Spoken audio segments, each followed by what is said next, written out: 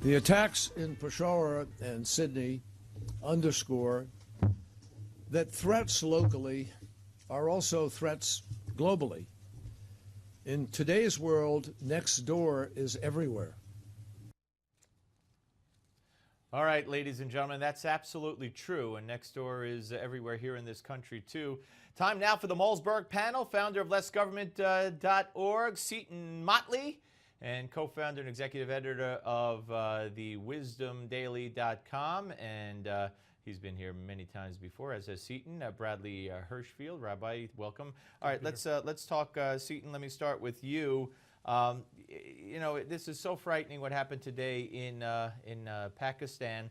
Anytime you see these children killed, like in Beslan 10 years ago, beheadings, it's just a horrific scene. But our president couldn't bring himself in the statement that was written and issued to even mention the group that did it, which is the Taliban. We're going to have Candy Crowley save him in the next press conference for not whether or not he referenced the correct group. This is who we have. I mean, a lot of us were saying this was who we had prior to 2008. I'm not patting myself on the back. I'm not patting anybody else on the back.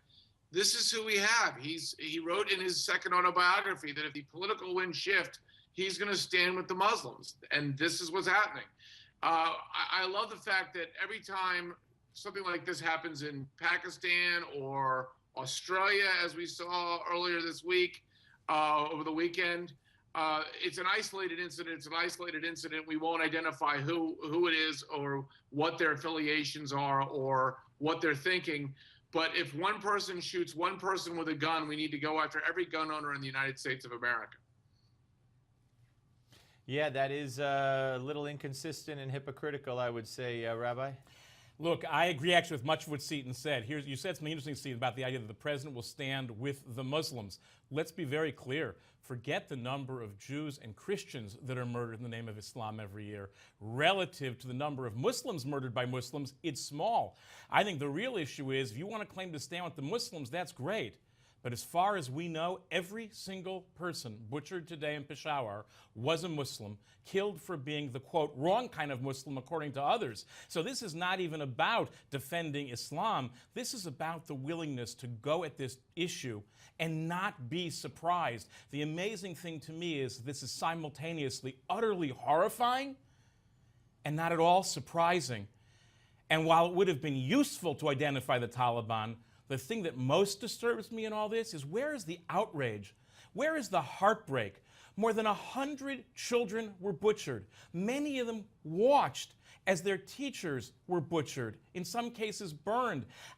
The words we can debate, but where is that sense of outrage about what the one thing that Kerry said was true? An attack anywhere is an attack right here. And if we really feel that attack was right here, then I want a different sentiment expressed when our leadership stands up to address it. But Seton, first of all, you know, there was no outrage, no emotion, no nothing from President Obama when 3 American rabbis, or was it 4 American? I know it was 5 rabbis total, 3 American citizens, rabbis in Israel, were butchered to death with a hatchet in the synagogue. He barely was able to say anything about that. So this doesn't shock me. No, he only gets riled up if he's talking about Republicans. That's when he gets really passionate. Remember he said on Mexican television that remember who our enemies are, and he was referring to Republicans, not the Taliban, right, not ISIS, not any terrorist group. He doesn't. Look, this is a guy who went to college and studied at the knee of Edward Said. This is a guy who hung out with Rashid Khalidi in Chicago, the former Hamas spokesman.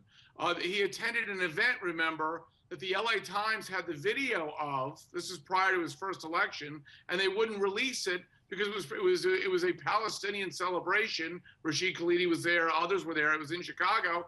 And there were probably so many embarrassing things going on there vis-a-vis Islam versus Israel and Islam in general, the LA Right. Times wouldn't release the videotape. This is who he is. It probably made him look bad. Final word on this issue, Rabbi. Yeah, we can debate the past. The real question is now what's going on in the world today and how are we going to make it better? That requires not just getting riled up, but actually addressing a real challenge that we have to address now. All right, and this president hasn't been able to do that so far. When we come back, who might be the next president? Don't go away. The panel continues.